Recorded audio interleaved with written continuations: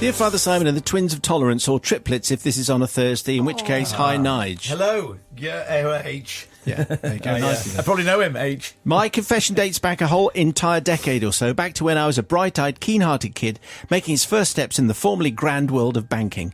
This was my second job in a bank, the first having been in a similar institution where I once heard the words, "Oh, we'll sell off the subprime mortgages to a reliable bastion. Let's try Lehman Brothers." Okay. Anyway, different times and all that. Yeah. But we've moved on, and well, actually, we hadn't, because the crisis hadn't hit yet. So anyway, me and my colleagues in this, my second employment, were still seen as solid, helpful and dependable, an approach I always tried to maintain, and which in this case perhaps was the cause of my actions, for which I now write to you in confession. So he's trying to be a good banker. He's trying to be a good public servant. That's what I think. Among other things, I was responsible for managing the complaints our customers had about using their bank cards, ranging from the student, who was apparently mystified at their curious lack of funds after the weekend, through to the folk of riper years who still wanted to sign for their purchases, thank you very much, rather than use their fancy new chip and pin cards. I don't want to do that. I want to sign a cheque. On this particular morning, it was a complaint of the latter sort which had attracted my attention. A customer had returned their pin letter, scribbling in large, angry biro all sorts of frustrated messages such as, "This is ridiculous! It's my third one of these! Would you please fix it now?" Capital letters, exclamation mark, underlined, bold type. And other such tea-time-friendly comments of a similar nature. As I read further, I discovered that the cause of their ire was the little window tab at the bottom of the letter that they had to pop out in order to reveal their new PIN. I think most people have one of these. Several attempts to peel it off had merely succeeded in skillfully but uselessly removing incredibly fine layers of paper without exposing the 4 digits necessary for actually using the card. Now, far be it from me to criticise, but the instructions on the back did explain how to open it. A slight folding action was all that was necessary, and hey presto, out popped the tab, and I was able to read the new PIN in its 4-digit glory. It was then that I wondered how I could fix this for the customer. I couldn't just order them another PIN because they'd already written about this, and this was their 3rd PIN, and a 4th would probably cause them to totally combust. I couldn't get them to come into the branch because we didn't have anyone anywhere near them. I mused aloud ruefully that it was a pity we had no automated system for this, where customers could just ring up to get their PIN. And that's when I realised that our customers probably didn't know that we didn't have such a service. And an idea started to form in my mind. I couldn't. Well, no, that would be silly and disreputable. Or was it?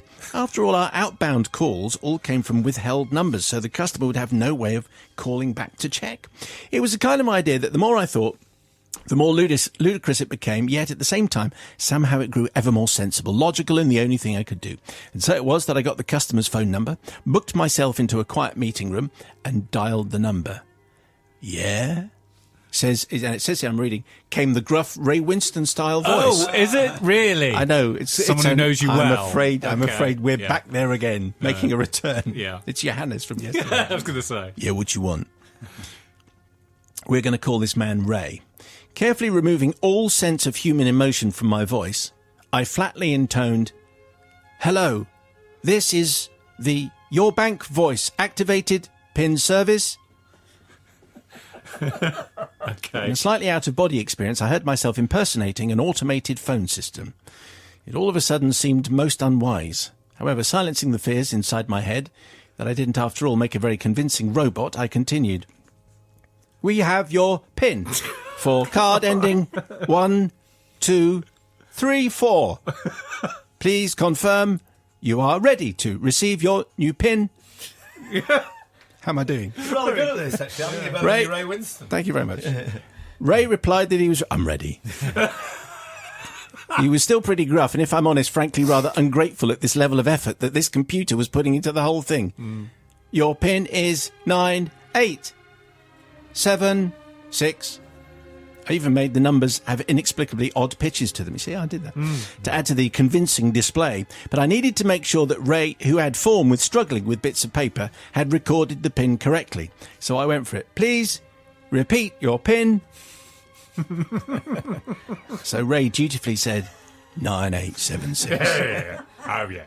I felt like I was back at school, rounding the final bend on sports day, finish line in sight. This might actually work. This might actually work. Please say your date of birth. I intoned. Ray says, 21st of March, 1961. I then said, where were you born? Elephant and Castle. And then I thought, why not? Who was your favourite one in Charlie's Angels?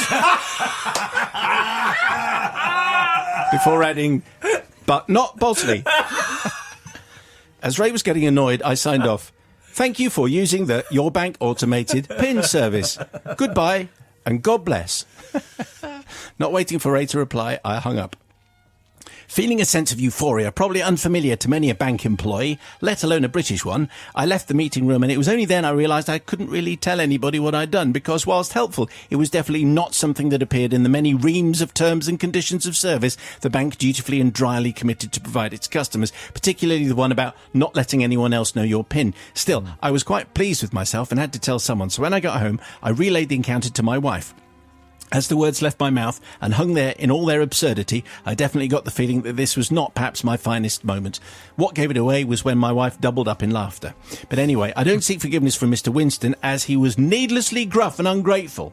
And I'm anticipating support from Matt here, just needed to follow the instructions. Yeah. The ones on the letter, you know, it says it there. The one that everyone else finds very easy to follow, Ray. Now, it's my wife's forgiveness I need, as for many years she's wanted to tell others the story of her idiot husband's impersonation of an automated phone service, yet has had to keep this story to herself for as long as I remained in the employ of the bank, something which is no longer the case, as I have a different job. I throw myself humbly at your mercy. P.S. I hasten to mention I wasn't replaced at the bank by a robot, although admittedly that would have been a fitting ending. For H, the reformed banker, different times and all that. Well, he was motivated by a desire to do the right thing by a slightly dim-witted customer. What do you say, Sister Bobby? Well, first of all, yes, you wanted to do a good thing. And H, the reform banker, that's a good thing. But of course, you broke every single rule in the bank, which I think is also probably, maybe... I reckon there are probably a few few other others. bankers who broke a few rules. Of all the rules that are broken, it's not the worst. But I don't condone that kind of behaviour. And of course, it's very important that you don't do that. However, Matt will. I would have forgiven you if you hadn't have blamed the customer. Because, you know what, I never read that back of that letter. I just rip it open somehow. Who reads the instructions, Matt? Everybody does. Do you no, they don't. Everyone you pop does it open, there it is. And they're not a bit stupid. What? You don't pop it open. It's tricky sometimes. So I don't blame the customer, and that's the reason why I'm not forgiving you. Okay, novice. You see, Ray actually would have been then able to work it for the first time. I mean, that's a good thing, because if he'd followed the instructions we did, I know about, you know, repeating the PIN over the phone. That breaks every rule that we're ever told about, particularly recently. I don't know how long ago this was. But I do have to say, the best automated voice 2018 goes to S. Mayo. That was one of your best impersonations. Thank you. I find it quite easy to be an automaton. Really? Funny that. And yes, H, definitely forgiven. Brother Matthew. Well, I have to say, when we started off with this being a banking confession from 10 years ago, I was thinking of something far worse than this. So this, actually, I think he does very well. The fact is, he's providing a service to someone who is, I'm not going to say dim-witted, but someone who, you know, can't read instructions and chooses not to, and then flagrantly decides it's someone else's fault. Unlucky, Ray. So I'm going to definitely forgive, because I'd hope that someone would do the same for me, and particularly use that voice. So forgive.